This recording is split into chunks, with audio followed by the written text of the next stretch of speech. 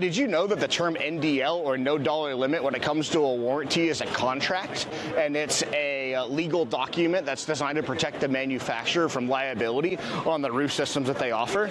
There's a huge difference between WeatherWeld's warranty and the NDL warranty that you get from the rest of the industry. The WeatherWeld leak-free warranty is an NDL warranty because it has no dollar limit that's attached to it. Okay, but the leak-free portion of the WeatherWeld warranty means that if your WeatherWeld roof leaks for the lifetime of that warranty, it's designed to be waterproof.